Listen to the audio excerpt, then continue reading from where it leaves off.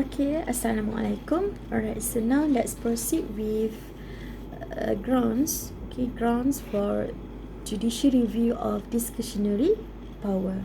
Okay, so first of all, you may refer to your manual under this topic, discretionary power. So I'll be referring to this manual. Alright, so what is a discretionary power? Yes, discretionary power is granted by Parent Act. Okay, so public authority will have this power, so they can impose decision, they can hold a proceeding. Okay, for example, UiTM have power to impose a disciplinary action to students. Okay, because they have a trial, they have a hearing at the disciplinary board. This is the example of discretionary power given to the UiTM. Okay, and it is to be noted that this discretionary power must be exercised according to the statute. In other words, according to the substantive and procedural law. Okay, what are the factors? Okay, what are the factors that requires this public body to exercise discretionary power? Okay, first factor is they possess an experience. Okay, as I mentioned just now, okay, for UiTM, okay, they have the students. Okay, for example, let's say one student has been caught cheating in final examination. Okay, so takkanlah kita nak bawa student pergi ke court, okay, in order for the hearing. So we have the disciplinary board, okay, in UiTM. So we will make a hearing, okay, against this student. Okay, so upon conviction, then UiTM will board of disciplinary action will impose a sanction to this student. Okay, and of course the hearing is subject to rules of natural justice according to the procedure laid down, okay, by the common law. Okay, alright. The second factor is the administrative body have the specialization, okay, in a particular area. Okay, now what are the example of discretionary power? Okay, if you come across to the various statute, okay, normally it states that necessary, reasonable, if it is satisfied, if it is of the opinion, as it thinks fit. These are the various examples of discretionary power used in the statute. Okay, so for example, as you may refer to the next page, okay, example of discretionary powers in various statutes in Malaysia. For example, under Article 24 of Federal Constitution, if the federal government is satisfied, it may by order deprive him of his citizenship. Okay, so according to this provision, okay, according to this article, it gives the discretionary power by stating, if the federal government is satisfied. Okay, the term satisfied itself meaning that the federal government may exercise the discretionary power.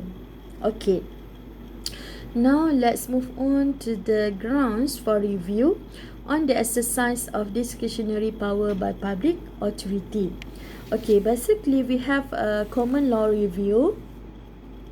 Okay, common law review, this is where, okay, known as the doctrine of ultra vires as well. This is also similar to the subsidiary legislation. Okay, according to the common law grounds, it can be divided into two: substantive ultra vires and procedural ultra vires. Okay, for substantive ultra vires, we may refer to the express ultra vires. This is where, okay, when the law expressly stated in the Parent Act that give power, that conferred power to the public authority. And the second type is by extended ultra that may be divided into two: abuse of discretion Okay, and failure to exercise discretion. Okay, for abuse of discretion, it can be divided into 9 grounds of review. First, mala fide.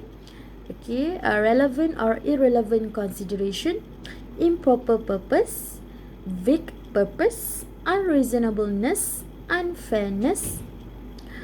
Okay, colorable exercise of power. This ground is also similar to improper purpose just now.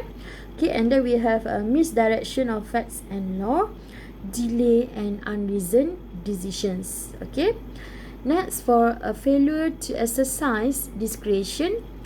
Okay, under first, acting under dictation, acting mechanically, and third, fettering discretion. Okay, next under procedural ultra bias, it can be divided into 2. First, for non-compliance with express procedures. Second, non-compliance with implied procedures, and this is known as rules of natural justice. Okay, the procedural fairness. Okay, next we have another grounds for review of discretionary power of public body under CCSU ground. CCSU here means based on the case. Okay, in under 3 elements. Okay, illegality, irrationality, and procedural impropriety. Right. Okay, now let's proceed with the first ground under express ultra bias. Okay, under express ultra bias is the authority must not exceed the power conferred by the statute. Okay, the statute here is referring to the Parent Act that confers the power to the public authority. So when they exercising their discretion, they must follow the law. Okay, what if they step out of the limits conferred by the Parent Act? Then, yes, then their act considered as ultra vires and invalid.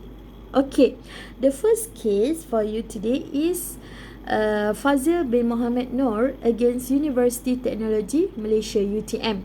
Okay, what happened in this case is that the applicant, okay, challenge, okay, they challenge the dismissal made by the respondent here. The respondent here is the University Technology Malaysia. Okay, later you may read the facts of the case. So what I can conclude from this case is that, okay, basically the one who have the power to dismiss the applicant is the disciplinary committee, not the University Technology Malaysia. But what happened in this case, the UTM itself dismissed the applicant. Okay, so they have gone beyond the limits of the power conferred on them. Okay, the one who may dismiss the applicant here is the disciplinary committee. Okay, so this is the one, and therefore the dismissal of applicants here considered as ultra bias. Okay, ultra bias. Alright, let's move on to the next